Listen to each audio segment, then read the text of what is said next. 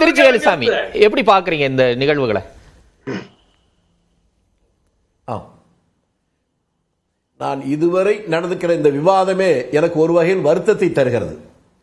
உலகம் முழுவதும் மாறி வருகின்ற இந்த சமுதாய சூழலை நாம் கருத்தில் கொள்ளாமல் நாம் நமக்கு தனிப்பட்ட சில அரிப்புகளை தீர்த்துக் கொள்வதற்கு இந்த மேடையை நான் பயன்படுத்த விரும்பவில்லை.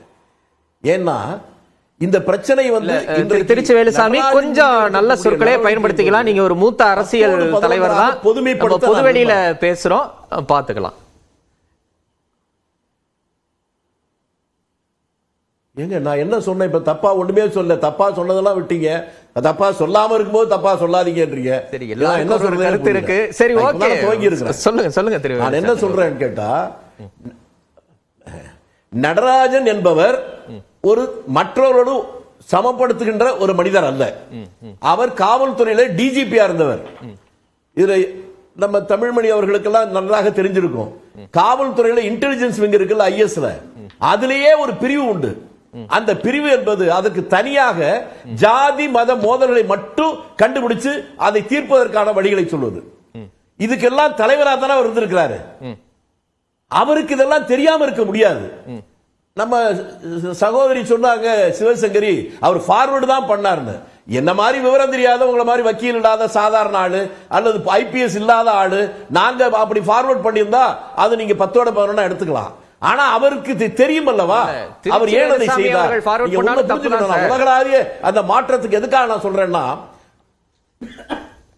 தப்புங்கிறது வேற சார்.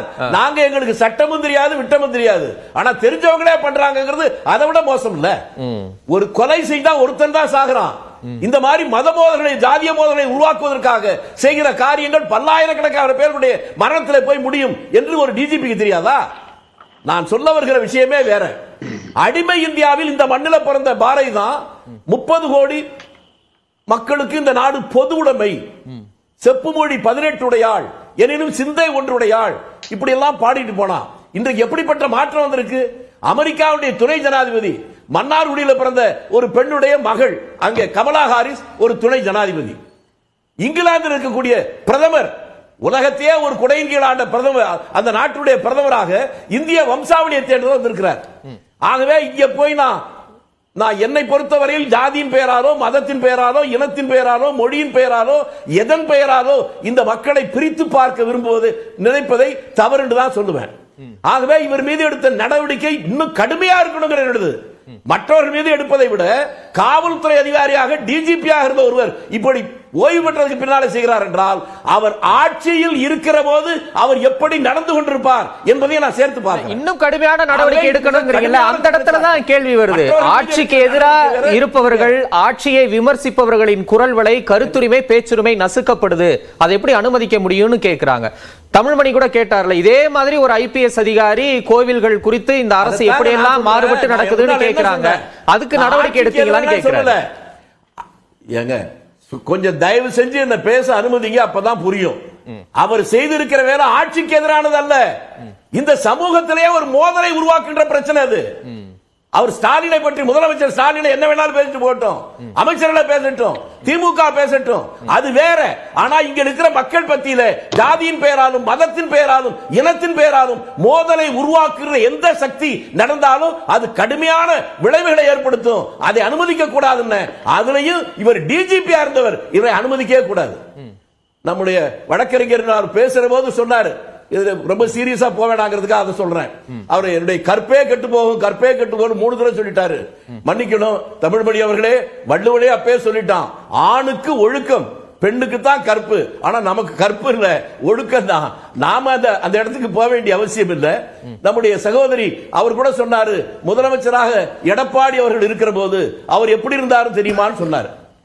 நீங்கள் முரள ஒன்று லேசா தொட்டு விட்டீங்க. இவர்கள் அல்ல, எம்ஜிஆர் முதலமைச்சராக இருக்கிற போதே, ஜெயலலிதா முதலமைச்சராக இருக்கிற போதே, அந்த காலத்திலே இப்படி எல்லா ஆட்சியிலும் இருந்திருக்கு. நான் இல்லைன்னு சொல்ல மாட்டேன். ஆனந்த விடன் பத்திரிகையில வந்த ஒரு கார்ட்டூனுக்காக அந்த பத்திரிகையுடைய ஆசிரியர் பாலசுப்ரமணியத்தை சட்டமன்றத்துக்கே வரவழைத்து அங்கிருந்து நேரா ஜெயிலுக்கு அனுப்பியா? அதெல்லாம் நடந்திருக்கு. ஆனால் அதை விட இது கடுமையானது நான் சொல்றேன். நீங்க எடப்பாடி பழனிசாமி பற்றி சொல்லுகிற போது அவர் ரொம்ப நேர்மையா இருந்தார் சொல்றீங்க. இவரே இதற்கு முன்னால ஒன்று சொன்னார், நினைவு இருக்கா? தூத்துக்குடியில மோசமான ஒரு துப்பாக்கி சூடு நடந்தது. 10க்கு மேற்பட்டவர்கள் துப்பாக்கி குண்டுக்கு பலியாகி செத்தார்கள். முதலமைச்சர் பத்திரிகையாளர் கேட்கிறவர் அவர் என்ன சொன்னாரு? எனக்கு ஒண்ணுமே தெரியாது, நான் உங்களை மாதிரி டிவியை பார்த்தா தெரிஞ்சுக்கிட்டேன்னு சொன்னாரு. அவர் யார், எந்த கட்சியாக இருந்தாலும் சரி, யாராக இருந்தாலும் சரி, அவர்களை பொது பிரச்சனை என்று வருகிற போது அதில் அரசியலை பார்க்காமல் மக்களுடைய அமைதிக்கு குந்தகம் செய்கிறவர்கள் யாராக இருந்தாலும் அவர்கள் மீது நடவடிக்கை எடுப்பதை ஆளுங்கட்சி எடுத்தால் எதிர்க்கட்சியை ஆதரிக்கணும். ஆளுங்கட்சி அப்படி எடுக்கவில்லை என்றால் எதிர்க்கட்சி ஏன் எடுக்கவில்லை என்று கேட்கணும் என்பதுதான் என்னுடைய கருத்தா இருக்கு. ஓகே, தொடர்ந்து பேசலாம். திரு சுகுணாதிவாகர், எப்படி பாக்குறீங்க நடைபெறக்கூடிய நிகழ்வுகளை?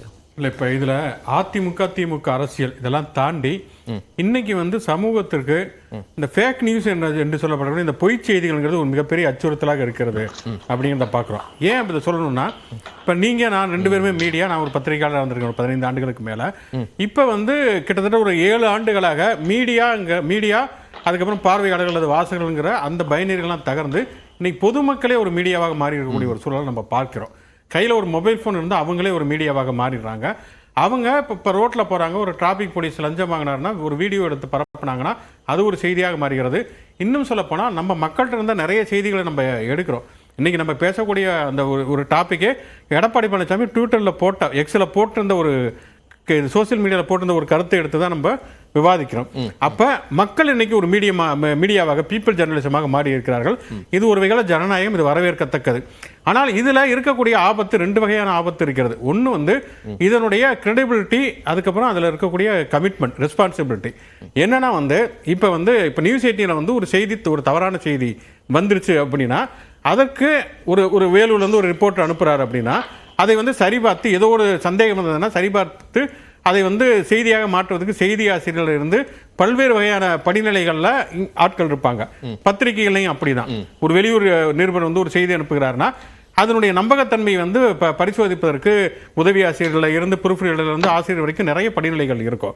ஆனால் ஒரு பொதுமக்கள் ஒரு செய்தியை ஃபார்வர்ட் பண்றதுக்கோ அல்லது பதிவு பண்ணுவதற்கோ அப்படியான எந்த விதமான செக் அண்ட் பேலன்ஸ் அப்படிங்கிற ஒரு விஷயமே இங்கே இல்லை.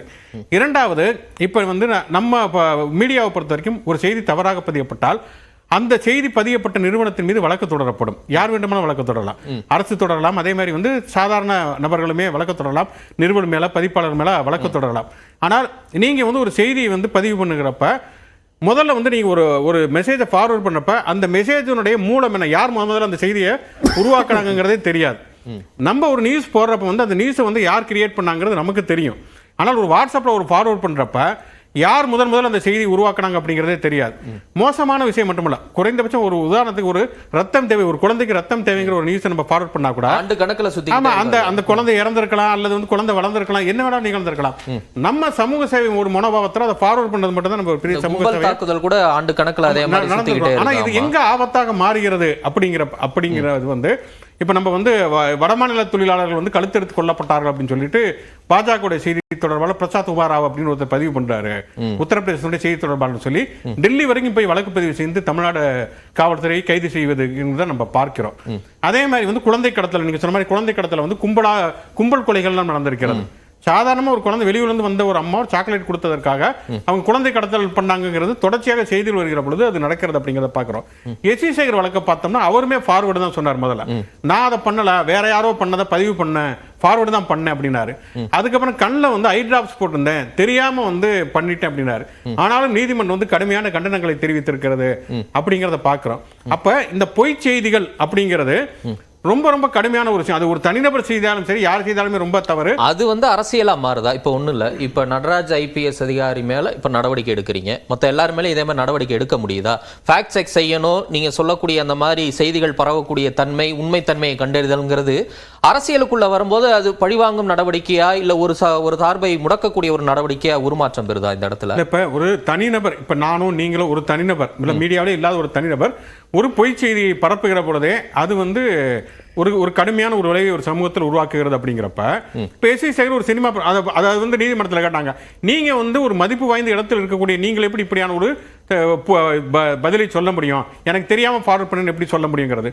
நடராஜ் என்பவர் ஒரு ஓய்வு பெற்ற ஒரு காவல்துறை அதிகாரியாக இருக்கிறார். இதுல நம்ம வந்து கருத்து சுதந்திரம் என்பதற்கும் பொய் செய்திகளை பரப்புவது என்பதற்கும் வித்தியாசத்தை பார்க்கணும். கருத்து என்பது நான் ஒரு விஷயத்தை சொல்லுவேன் என்பது வேற, தெரிந்தே ஒரு பொய்யான தகவலை அல்லது எனக்கு தெரியவே இல்லை ஒரு இது வந்து உண்மையா பொய்யாங்கிறது எனக்கு தெரியாது, அதுல வந்து சந்தேகம் இருக்கிறது அப்படின்னு இருக்கிறப்ப பரப்புவது என்பதற்கும் இரண்டுக்கும் அடிப்படையில் வித்தியாசம் இருக்குது. ஒரு கருத்தை சொல்வது, கருத்தை சொல்றதுல ரெண்டு விஷயம் இருக்குது. இப்ப வந்து மேடம் சொன்ன மாதிரி இப்ப உதயநிதி ஒன்றை பேசுகிறார் அப்படிங்கிறப்ப அது அவருடைய கருத்தாக இருக்கிறது. அது சரியா தவறா என்பது ஒரு விவாதத்துக்கு உரிய ஒரு விஷயம். இப்ப மன்சூர்லியான் திருசா விவகாரத்தை எடுத்துக்கிட்டீங்கன்னா மன்சூர்லியான் ஒரு கருத்தை தான் சொல்றாரு, ஆனால் அது வந்து திருசாவை புண்படுத்துகிறது அப்படிங்கிறப்ப அது ஒரு பிரச்சனையா சர்ச்சையா மாறுகிறது. அதுக்கப்புறம் பரஸ்பரம் மன்னிப்பு கேட்கறாங்க, அது இதாகிறதுங்கிறது வேற. ஆனால் டிஜிபி நடராஜ் வந்து கருத்தே சொல்லல, அவர் வந்து ஒரு பொய்யான ஒரு செய்தியை பரப்புகிறார்.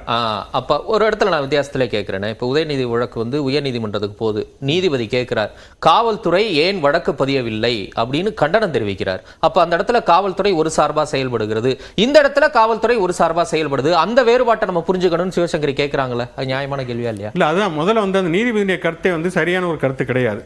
ஏன்னா வந்து அவர் வந்து ஒரு அரங்கத்தில் பேசுகிறார், உதயநிதி ஸ்டாலின் சனாதனத்தை எதிர்த்து பேசுகிறார். சனாதனத்தை எதிர்ப்பது என்பது உதயநிதி ஸ்டாலின் மட்டுமே அதை பண்ணல. இன்னும் சொல்ல போனா சிவசங்கரி மேடம் இருக்கக்கூடிய அந்த அதிமுகவுடைய முன்னோடிகளாக இருந்த பெரியாரும் சரி அண்ணாவும் சரி இதைவிட கடுமையான விமர்சனங்களை முன்வைத்திருக்கிறார்கள். அரசியலமைப்பு சட்டத்தை உருவாக்கி அம்பேத்கர் அதைவிட கூடுதலான விமர்சனங்களை முன்வைத்திருக்கிறார். சனாதனத்துக்கு எதிராக மிக கடுமையான விமர்சனங்களை முன்வைத்திருக்கிறார்.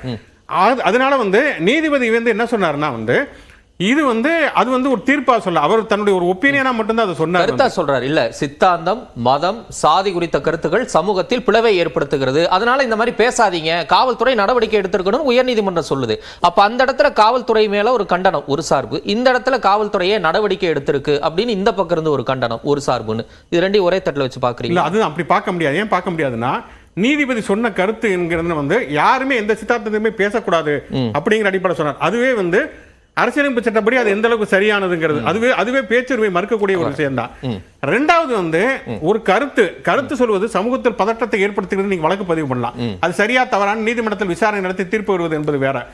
டிஜிபி நடராஜ் இப்போ செய்தது வந்து கருத்தே கிடையாது, அது வந்து ஒரு ஃபேக் நியூஸ். ஃபேக் நியூஸ் பரப்புவதற்கும் ஒரு கருத்தை சொல்வது, அந்த கருத்து சரியா தவறா சமூகத்தில் பதற்றத்தை ஏற்படுத்துகிறதா என்பது வேற ஒரு விவாதம். ஆனால் ஒரு கருத்து சொல்வதற்கும் ஒரு பொய் செய்தியை பரப்புவதற்கும் இடையில ரெண்டுக்கும் இடையில பெரிய வித்தியாசம் இருக்கிறது. ஒரே ஒரு விஷயம்